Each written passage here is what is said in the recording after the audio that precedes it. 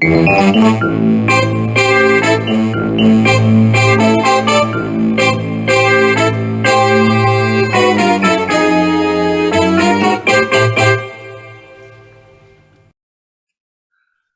everybody, and welcome to the 76th edition of the Frank and Stan chat. And delighted to say we've got a guest with us today, Julie Price-Grimshaw. Welcome, Julie. Thank you. Yeah, and Stan, partner in crime, is with us again. So how are you? How are you today, Stan? Good. So I was out last night till reasonably late with a school friend I hadn't seen for 45 years. So I'm remarkably bright. Actually, before we started recording, Stan was commenting about my waistcoat, but actually it's a cardigan, which makes it even less cool. So, but anyway, I like it. Nobody else does. But anyway. I do. Oh, thank you, Julie. Thank you. Anyway, lots to talk about this week. Well, probably only a few issues to really concentrate on because it's been a hell of a week. And actually, Julie, when we started these, they were about 15 minutes long, and we wondered whether or not we'd have anything to talk about. But actually, we could make them 2 hours long, really, most weeks. But actually, this week could be, well, the mega edition. But anyway, Stan, what's caught your eye, I wonder, this week? Well, it clearly is the Owen Patterson experience, let's call it, at the moment, in and out. But really, not so much what's gone on, but who's advised the government, the cabinet, that this was a good idea? Because there has to be, they've got so many advisors and special advisors, there have to be people there that saying, this is not a good idea, politically, morally, in terms of it's a really bad move. And either the advisors just nod and say, yes, go for it, or they do say it's bad thing to do, and the cabinet just override it anyway because we know better. It's a bit like your jumper, Frank, that people are telling you it doesn't look cool, and you're just overriding it. I think the thing is, I mean, in a way, we always try and relate this to education, don't we? But like school leaders, you know, I do remember one head teacher that I worked for who just kept walking into these problems, and it wasn't that we tried to tell him, but actually it wasn't part of his DNA to listen, you know. And there was, he certainly felt as though he was, yeah, I do think he thought he was a better teacher. He thought he was a better leader. He thought the way he was doing it, which was different to everybody else's, was the silver bullet approach, and he couldn't understand why everybody else wasn't doing it. You know, so actually there was a sort of arrogance to his approach. And actually I wonder whether or not the Prime Minister, you know, is full of all of that. I mean, in a school, if you let's make it a school, but if you were doing something that most parents were going to object to, you would hope somebody on the staff would say, let's just think this through a bit more carefully before we plow on. Yeah. And I just feel as though if that's not happening, it's really worrying if a group in the cabinet can just say, well, forget that, we know better. Yeah. Because clearly, as it's been shown, they don't. I'm just the other thing is the number of MPs afterwards who've said, well, I really thought it was a bad idea, but I voted for it because we were told to. You know. Well, also they were told, weren't they threatened? I mean, rumor has it they were threatened that they were going to have money withdrawn from, you know, a levelling up fund that could go to their constituency. Now, I don't know whether that's true or not, but it's a defence, isn't it? Which I suppose they're all looking for a defence now. But you can't have a moral defence for it. So, you know, and people who sort of said, oh yeah, well, I abstained. Well, that's just cowardice, isn't it? That's either one thing or the other. I know. I think O'Brien said, you can't clap this through when you've been sitting on your hands through it. I think the thing is that, I mean, when I think back about my time leaving Ofsted, you know, I got to a point where I felt that I was disconnected from the organisation. I felt as though what it was doing was not, I couldn't articulate it at the time. I just felt, you know, that unease, that I felt uncomfortable. It wasn't a particular event. This is a particular event, but for me, it was around just what was happening didn't feel right. So, I mean, I didn't, probably a weakness is I didn't say at the time to the chief inspector or to, my line manager, this isn't right. I just sort of took myself off, and I literally felt as I'd given everything. But actually, I suppose in a sense, I was not, there comes a point in every career where you think, I'm so far away from the organisation, I need to get out of it. And actually those MPs this week, they must have thought, 13 of them did vote, Yeah, with the opposition, didn't they? yeah, That, I mean, in a way, you've got to give credit to those, because it just proves that there are people with principles who are willing to stand by them, despite what was being thrown at them. What about you, Julie? What's caught your eye this week? Well, what's caught my eye, without going over the actual ground itself, is people with quite a high profile in in social media, quote tweeting stuff and endorsing stuff without looking at that person's timeline. So I think over the last day or so, we've had a new government czar who has quote tweeted an American woman. A closer look, I mean, the actual quote tweet itself is quite worrying, but when we look at this woman's timeline, it's full of the most horrendous, shocking, homophobic. I think there's a lot of racism in there. There's all sorts of hugely inappropriate stuff. Now, I'm not easily shocked because I used to play the organ in the working men's clubs, but I tell you, that shocked me. I looked at that timeline and my eyes were watering. Now, there's only two things with this. Either the Tsar thought, hey, I like that, I'll quote tweet that, and didn't look at the timeline, which is a bit irresponsible for anybody with a high profile. Or, and I hope this isn't true, they've looked at it and thought, yeah, I'm okay with that. I'm okay with that. I'll go with that.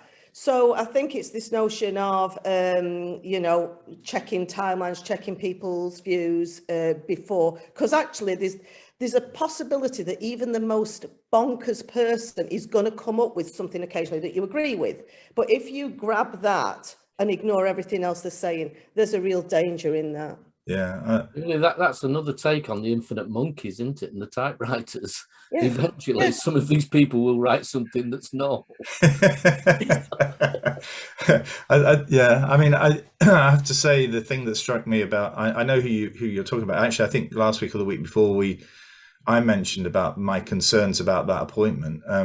But actually, what's coming through is you can get people now in quite a prominent position who've had a very, very narrow range of experiences. And I think that one of the things that, I mean, I'm 66, I started teaching in 79, I mean, the experiences we had, Julie, as HMI, and the work that you've done, Stan, across a number of local authorities, you see a lot of stuff, don't you? You realize that there are different ways to tackle these issues, and that I think there's a real danger in selecting people for these prominent posts because they seem to have made a difference in one place, as if that can replicate itself then across the country. That to me is simply not enough breadth of experience to have such a significant role as this person's got. But anyway, actually, one thing I didn't do, A couple Julia, of education czars like that, though, Frank. When you look at their don't get me onto the children's commissioner, please. it's just, if you go onto a couple of backgrounds like that, then you just get, well, hang on. So that person is now pontificating about something, but actually, at their school. I know. Well, the thing that does my head in is the phrase "my school," and whenever I hear that, that tells me something about that leader. But anyway, the thing that's caught my eye this week, I'm just going to change it because I think for me, I've been sort of heavily involved in trying to develop a digital strategy, and we've got the Secretary of State coming up to Blackpool in 2 weeks' time, and wanting to try and pitch for a complete transformation of thinking around digital stuff, and in a way, it's sort of it feels quite, when you feel as though you've got a bit of you've got a vision for the future, but you haven't got a school to demonstrate it through. When you're ahead, you can then sort of say, well, we're going to do this, and I'm going to be able to use that then. So actually, I feel slightly, sort of disadvantaged because I haven't, I'm trying to lead a vision, but actually I haven't actually got the current experience to say, well, it works, you know. So it's the frustration of that. I've been sort of having to do that in Blackpool, but also in a trust. I'm a trustee in East Manchester, so it's been all digital this week. Now, Julie, I didn't introduce you at the beginning. That's terrible. Terrible. So here we are, sort of 10 minutes or so into it. Just tell us who you are and, well, perhaps how we know each other. Okay, yeah, I'm Julie Price-Grimshaw. I taught full-time for 16 years. I then ran a PGC course. I became a teacher trainer at Manchester Met University. And from there, I became HMI. I joined Ofsted, and that's how Frank and I know each other. And then I left Ofsted in 2007 and carried on inspecting. I was working for the DfE in teacher training. I was doing various advisory work and so on, and that's carried on. But over the past 2 years, I've moved up to Scotland, and I'm now a teacher again. So I'm 4 days a week. I'm a teacher. I'm a classroom teacher, but I still work with mostly teacher training providers in England, and I'm an external examiner for a number of teacher training providers. Right, brilliant. Well, I mean, I think I'm interested. Why did you leave in 2007? What was it that drove you away? It's pretty much what you're saying, and it was very much like that. I just got a feeling that it's going in a direction that you know, where I'm told I've got to go into a school and say this and do this and read this script basically and stick to this. And I actually thought it was all about, you know, the experience or whatever. Not, you know, not because I'm coming up with great sort of theories about these things, but just going round hundreds and hundreds of schools and talking to thousands of people just gives you some sort of experience that you might be able to go and help people. And it wasn't going that way. And I thought, you know, I'd quite like to not have it as my sole work, because obviously if you're HMI you can't do anything else. No. I still wanted to keep on going, but most of my work then was with the DfE, and we were supporting, and I mean supporting, providers of teacher training. So what's topical is that I think you've written 3 blogs on Ofsted. I've published one in response really earlier this week. At the end of the video, I'll put a link to where you can get these blogs for both Julie and mine. But do you want to just explain, you know, what the substance of your blog was and what you feel about Ofsted at the moment? Right. Yeah. Well, I felt that somebody said the other day, well, when did you have that sort of moment where you realised, you know, no, it's something's going badly wrong here with Ofsted? And it was after the framework changed, and I was doing a lot of work in governance, and I was working with a number of schools, and they were all in really quite disadvantaged areas. So I'd looked at the framework, and yes, it was, the focus is the curriculum. And I thought, okay. But of course, at the time we were pre-pandemic, so we still had a lot of data, and data was in there to some extent.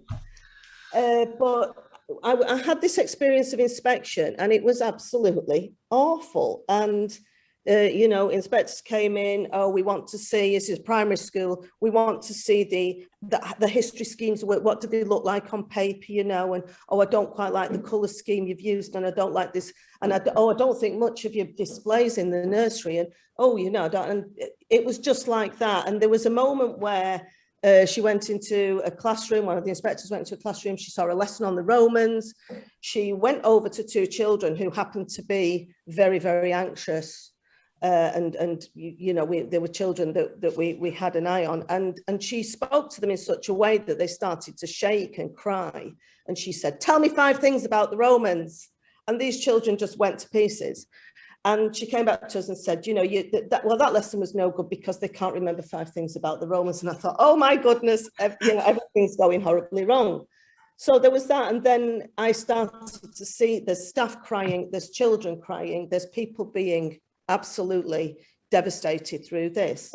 I had a discussion with this inspector, which went on for the most ridiculous amount of time. And the subject of the discussion was, she said, I've seen a TA reading with a child, and she said to that child, have a guess That's terrible. Phonics is not about guessing. It's about giving them the skills to decode so that they can read confidently. Nobody should ever say, have a guess. And this is a serious thing, you know. And I said, well, she actually said, have a try. And so we debate for something like 20 minutes in 1.5 day inspection, whether have a guess and have a try are synonymous, which they're not. And I was just like, I'm not going to talk about this anymore, you know. And that's when I started to get worried. So since then, I think it wasn't going in the right direction to me, but it has absolutely hit new heights or lows, whichever way you look at it, with the pandemic, because Ofsted are inspecting now. I'm going to be absolutely straight and say, I don't think schools should be inspected now. No. I do not think it can help. I agree. When we were in Ofsted, Frank, the mantra was improvement through inspection. And I remember, I think it was Miriam Rosen saying, if what we're doing isn't helping, we shouldn't be doing it. Absolutely. And I can say now, it's not helping. No. And it's actually having the opposite effect. So I wanted to write the blog. I did it in 3 parts. The first one was it was based on some work I did with Norwegian head teachers, where they were saying, what's going on here? If I got a list of all these schools that have been inspected and their grades, are all of those grades correct, justified, up to date? No, of course they can't be. Well, what's the point of it then? You're telling me you've got a list of schools and you've given them this high stakes grade, and there's a chance it's not right. Yeah.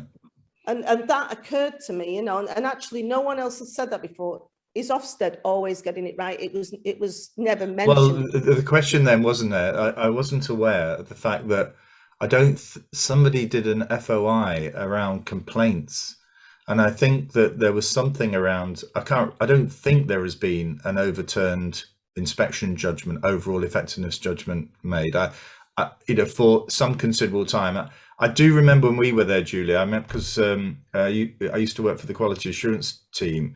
That where there was a dispute about an inspection, and this would be, I remember doing a leading inspection in about 2002. We would simply just go in again, yeah, and with a different team and have a look, and that's the way that it was resolved. But actually, I think that the FOI has sort of suggested. I mean, God, it's painful, because I remember one inspection. I've got to be careful because I don't want to sort of down the school or whatever, because a school got good by the inspection team. It came back into quality assurance, was then downgraded, the overall effectiveness grade, and actually the none of the people who quality assured it ever visited the school. You know what I mean? That for me is where, so in effect, the paperwork might have been wrong in relation to the school. It could be that they didn't quite get the evidence in terms of weight or breadth, but actually those inspectors, and it's going to Miriam always used to say, you know, it's a corporate judgment. Yeah. You know, if that inspection judgment was wrong, those inspectors should not be anywhere near a school. If you've overturned that judgment, it's such a significant issue, they need retraining, all of them. Yeah, they shouldn't go anywhere near a school. Yeah. So there's this real issue here, I think, about how open the inspectorate is to getting it wrong, you know, and it's sort of this, they die in the ditch to make sure that we don't overturn that judgment. You know, if we can avoid overturning it, you know, we won't admit that we got it wrong. They'll do everything within the QA system to enable them to shuffle things around so that actually once it's published, you know, right or wrong. I suppose the defence to that, and it's not often that I will come to the defence, is that once you open that door, every judgment in every inspection in every school is open to question, and you know there aren't the facilities to be able to do. I agree with you, Frank, that it's, and I've seen. I mean, I've worked with inspectors who've got it horribly wrong, and you know, luckily, if you're leading the inspection, you can just take them to one side, can't you? And yes. Rethink that. You know, rework it, go and look for some more evidence, that kind of stuff. But I don't know how you set up a system without it sort of rolling into it's all right, we'll just complain. Well, at the end of the day, it might be around the judgment and the grading. at the end of the day, and actually this idea that I think, that there used to be 7 grades, then Yeah. it went to 4. But actually, I think that, I've been promoting a view that either it meets the standard or it doesn't, sort of thing. And the number of schools, in my experience, that don't meet the standard is incredibly small. There's few that don't meet an acceptable standard. Yeah. And actually, by doing that, we're then encouraging greater collaboration, cooperation. Because actually, I don't know whether your leadership's any better than mine. All I know is that it meets the standard. And what we're going to do, that opens the door for more honesty and openness about how we're doing things. Collegiate work, far more collegiate work. Yeah. Absolutely. It's what schools want to do. It's what heads want to do. But Ofsted at times drives a wedge through that. I mean, Julie, your paper, the paper went from the second paper and the third. What were those? What was the focus of those? So the second paper was about changes in framework, and how it's I did an inspection, and actually in a straight compliance, is it up to standard or not? It would have been one of the few where we'd say it wasn't. It wasn't. But very obvious. But they're obvious, aren't they? They're absolutely clear. It was, and the LA came in and said, we know it's obvious, and all right, there's stuff you could talk about there, but it was obvious. And I remember they took me into the staff room, and there was an enormous picture, and it was a sort of a blown up cartoon, and a picture of somebody with an Ofsted bag, and 2 people running behind carrying a goal. And they said, well, we might as well bring our own goalposts so we can move them when we want. And that was on the staff room wall, it probably wasn't next to something that said swear jar on the table. Probably wasn't the head's finest moment, but it was about that, really. Things shift around. We had a lot of different data. We had contextual value added, we have value added, we have progress aid, we got dashboards, we got pandas, and it was changing all the time. And at times it was hard to keep on top of it. But the main thing that came out of it was, you can't, again, if we go back to our list of all the grades in the country, you can't say that's the same as that, because it's not. Something I do want to say on the subject of Ofsted getting it wrong, and sometimes, and again, this sounds like it's in defense, but it's just about the system. You won't know this, but there was, I know that you mentioned some time ago, quite recently, there was a very high profile London school in the headlines, outstanding, Ofsted outstanding school.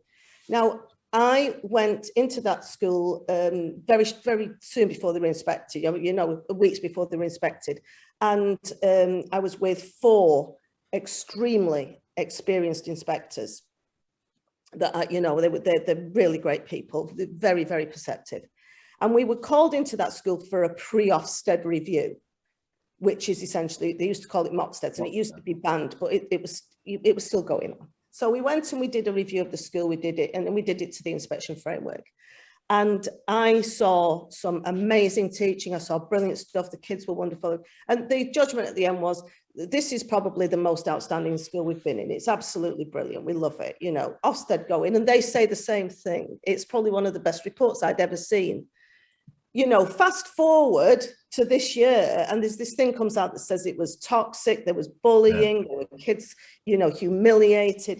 There was so much wrong, and it was simply hidden.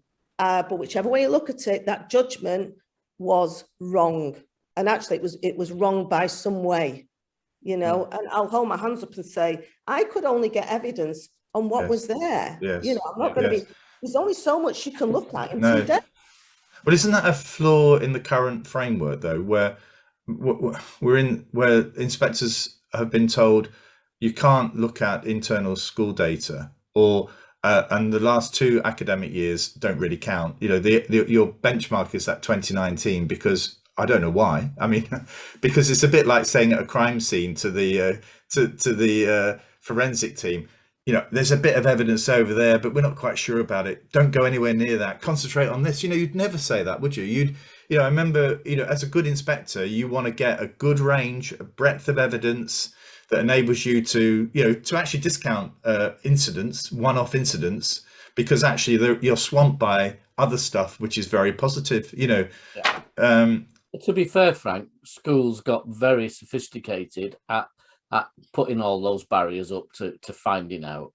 You know, if you, for example, not saying I suggested this to people, but if a group of governors or a group of parents suggested that they would like to talk to the inspector, it was a very hard inspector who'd say, well, no, I really haven't got time. And you could get a group of parents to take an hour of the time easily, being very complimentary of the school. You know, a very easy thing to do. We had heads together saying all kinds of things that they'd done, really just to prevent searches in particular areas. So Yeah. I do understand that it's easy to get it wrong, but I mean, so wrong. Now, could nobody have checked? You know, do we not check things like, you know, are the children telling us the story under duress? Are the staff talking under duress? Yeah. No. I think though the issue here is around, you know, and I was an advocate for this, so I helped drive it through. But I mean, going to just 2-day inspections, you know, I don't want to go back to 5-day inspections. No. I just feel as though we're doing far too much inspection, and actually not enough. And in a way, we don't. In my paper, I was talking about the percentage of good schools, whether they're good or not. I mean, it's another debate, but they've got the good tag or better is so high, but we're still inspecting at the same rate that we were when we were sort of like 20% less. Than that. It's just crazy.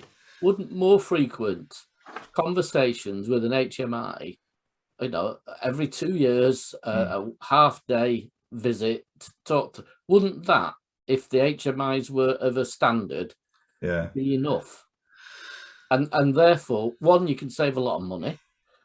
And secondly, as you say, we're not re-inspecting schools that were good to say that they're still good, and spending a lot of time, money and stress to tell them what they already know. Exactly. And I think David Bell, when Section 5 was launched, and the thing that stuck with me about that, and I know you're heavily involved in this, Frank, was he said, you cannot fit a Section 10 week-long inspection into a Section 5, and don't anybody try. This is about getting schools to be great at self-evaluation, and our job is to go in and say, yes, you know, you've got it right.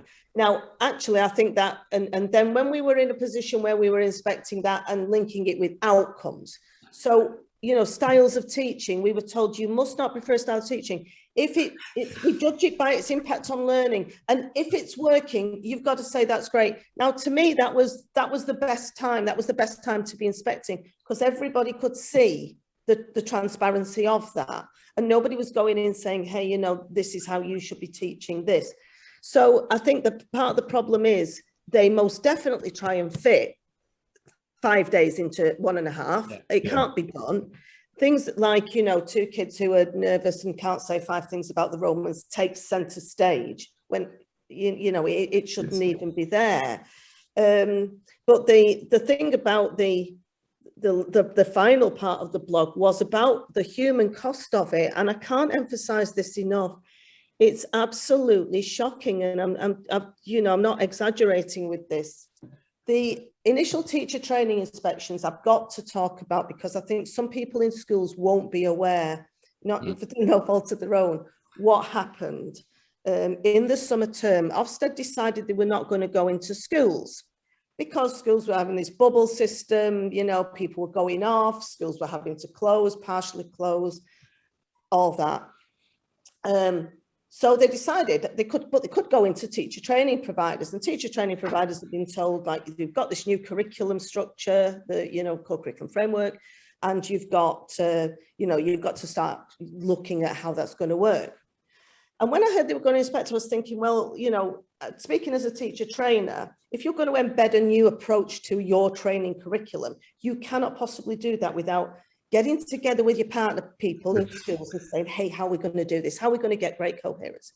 Well, you couldn't, because, you know, the people in schools were on the knees or on the backs in bed with COVID or whatever. You couldn't do it. So Ofsted went into some providers, and immediately the stories I was getting were absolutely shocking, because what Ofsted had clearly overlooked here is that in order to inspect teacher education, you have to go into schools. And that's exactly what they were trying to avoid. We can't do it as providers. We cannot do it without schools. So I do a bit of external examining. I was getting people phoning me up. They were sobbing. They were saying, and one said, I'm going to walk out and I'm never going to come back. And that's what they did. And that was actually during the inspection. And that person isn't going to work again. So I knew something serious was going on. The language of the reports was absolutely brutal. And we had some downgraded from outstanding to inadequate. We had some downgraded from good to inadequate. And one of them I just happened to look at the other day, and it starts off, trainees are failed by this provider, which is a very, very powerful thing to say. And then I looked, and it's just one criticism, damning criticism after another. The entire report has got about 59 judgments in it. Some of them are the same. So if you didn't hear that you were rubbish the first time, we'll say it again a bit later in the report, just so it hasn't escaped you. But out of 59 judgments, 54 were absolutely damning. Now, going back to inspection through improvement, how are you going to improve anything by just telling people they're rubbish? How are you going to achieve anything by telling people who are turning themselves inside out, on the knees, trying to get the best deal, and you just come in and you say, you know what, you're just rubbish? It's unacceptable. And the cost is people are having to have counselling, people have left, people's families have suffered. And it's this, I've got to say, this sort of stress, anxiety, it's out of control now, and it's in schools. Yeah, and it's not acceptable. I think it's interesting. We talked before, didn't we, about you get to a point in an organisation where you feel as though you can't support it anymore, Yeah. And actually, I think back to that 2005 framework. One of the critical things was this was turning HMI into more jobbing inspectors, to be honest. And I think that that there were some that didn't want to do that, and so they did leave. But actually, there is a point whereby you think, actually, I'm not willing to support this anymore. And actually, at the moment, I know it, current HMI undertaking inspections that they don't want to undertake, but being forced through their contract to do it. But the most telling thing for me is we have current practitioners who are head teachers and senior leaders of schools dealing with COVID out doing inspections. And I'm thinking to myself, you have got your priorities completely wrong. If you think you must be the most amazing leader, that you can spend all this time away from school at a time when those schools really need you. And I'm pointing the finger really at a lot of primary practitioners here who are inspectors. It's a real... Are they, inverted commas, contracted to keep their badge by doing many inspections? Correct. But you get to a point, Stan, where you say, actually, I'm not going to support this anymore. I understand that, but if you're thinking, the future after the pandemic, it might be, well, I need to do at least X many, whether I agree with them or not, in order to keep my badge. I mean, I was, when I stopped inspecting, that was the pressure that was put on us. I know it's a long time ago, it's about 2000, I think. And it was, well, if you've not inspected this many schools, you cannot keep your badge. And you had to make a decision at that point as to whether you would continue being an inspector or not. And by that point, I've been back into headship. I was in the local authority, and I was actually, my view was, I can help schools more on this side of the fence than I can through inspection. That was very much what I felt. That was really the reason I left. Looking at the expectations of inspectors at this current time, and I'm saying we're still in a pandemic. If somebody came into my school I was working in and said, okay, we're post-pandemic now, I would be tempted to shake them warmly by the throat. I'm not having it. But they went into teacher training providers, and this is a line from one of the reports. So this is at a stage where virtually every partnership school was trying to keep open, or we're going to remote learning, and everything was up in the air. And the comment in the report was, the partnership does not prepare trainees to be curriculum thinkers who are able to debate and challenge educational research. And I'm thinking, you know, we're in a pandemic. If they're preparing trainees to be teachers, Absolutely, who can plan pretty well, who can go in, get great relationships with kids, get some learning going, assess the learning, give good feedback. You know what? I'm absolutely thrilled. If they can do that in a pandemic, they deserve a medal, because, you know, there'll be plenty of time in the future to debate and challenge educational theory. And that was described as a significant weakness in the provider. It's disgraceful that that's knocking about. And by the way, a lot of people inspecting teacher training, a lot of the inspectors have no experience as teacher training. Yes. So again, that's another thing. But my colleague Terry Russell and I sort of latched onto this when the inspections first came out, and we were looking at the reports. And again, going back to, do Ofsted get it wrong? And Terry and I mean, Terry does a lot of external examining, and I do a fair bit. And he was saying, but I know it's not true because I've been in and I've seen this. And I was saying, well, I know it's not true because this provider, where they were saying basically, you know, it's all a complete disaster. I went in there. Interestingly, I went in 2 weeks after Ofsted, and I saw, you know, 5 trainees teach great lessons and talk in a very articulate way about, you know, what they've done, how they developed the subject knowledge, how they developed the pedagogy. This was an inadequate provider, you know. So I'm actually saying they got it wrong. I am saying these inspectors got that wrong. I don't know what the brief was, but they got it very badly wrong. The human cost has been absolutely shocking. Yeah. I can't do this. We can't do this to people, to human beings. I think we're well over 40 minutes now into our chat. But I think if I may bring things round, in that we spoke at the beginning about what's happened in Parliament this week, and I think it's a failure of leadership, a failure of moral leadership.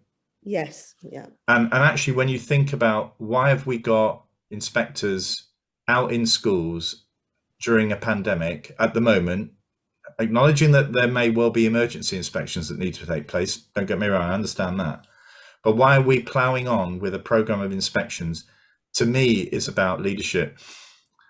It's about moral leadership, you know. And actually, I think that there is, you know, a lack of firmness and an actual sort of sense of understanding, personally understanding what schools are experiencing at the moment, which is lacking. And I think that's affecting the decision making, because if certainly if I was chief inspector, we wouldn't be inspecting schools. And if that meant that the Secretary of State said to me, "You are," then I would resign. Yeah. I think it goes back to my favourite quote, Frank, which is the culture of any organisation is set by the lowest level of behaviour that the leaders are prepared to accept. And if you apply that in schools, if you apply it to Ofsted, if you apply it to the government, you just need to spot the leader and their moral standards, and you understand why the culture is where it is. The first thing for Ofsted to do in this now is to actually acknowledge that relationships between Ofsted and those that it inspects is at an all-time low, because they are very resistant to acknowledging that. They can, you know, look at Twitter. I know it sounds a bit banal, but the evidence is there. And there's organisations like, you know, Headrest and so on that providing support to head teachers through Ofsted. Ofsted have got to recognise that, you know, okay, it's not looking great. They're still pretending people are on side, and until they recognise that people aren't on side, not a lot's going to happen. Yeah. What worries me greatly, though, Julie, is that if they continue to provide 85% of schools as good or better, a lot of schools will think, oh, well, they shouldn't have done it, but we got a good out of it anyway, so we'll just keep quiet, because if we moan about it, they'll come back. There's a great deal of fear. Yeah, that's why people won't complain. That's why people, I mean, I sat with a crying head teacher completing the post-inspection questionnaire, and she was giving everything positive. And I said, you've just told me it was the worst experience of your life. Yeah. And she said, but if I say the truth, they'll have it in for me. And that feeling is replicated nationally. It's not only that, but you know, we'll settle with this good judgment because we can get on with making our school better now. We've got 3-4 years now where they're not going to bother us. Yeah, well, that's also terrible, isn't it? When you say, it is, but that's going back a to long the time David ago. Bell thing around, or Miriam, about, improvement through inspection. This is improvement after inspection. Yeah, but if you go back to David Bell, the key judgment should have been, how well does this school know itself? Know itself. That was should have been the key judgment, of which you decide whether it's outstanding, good, not on. I understand you've got to have outcomes in it, but if the judgment is, this school knows itself well and knows it's got challenges and is dealing with those, and it needs some extra support, so we'll put some extra support in. It's not as damning as this school is inadequate, or this school requires special measures. See, the thing here, Julie, is that again we have such great guests that you just wish that you could spend 2 hours or so chatting. But anyway, I'm going to bring it to a close, and we will certainly have you back in the new year if that's okay. Would be delighted. Well, thank you so much for joining us, and everybody, thank you for. I hope you've enjoyed watching or listening to this, and Julie's brought sort of a very clear perspective in terms of what's happening in inspection and what perhaps ought to happen in the future. But as I say, I'll put the link to Julie's blogs at the end on the screen at the end of the video, and I'll put my one following that as well. And both of us are very open for you to make contact with us, in confidence or whatever, if you want to chat about other stuff. But anyway, I'll see you next week, Stan. Yeah, okay. And thank you, Julie. Thanks, Julie. Good to see you again. It's been a pleasure. Cheers. Brilliant. Bye.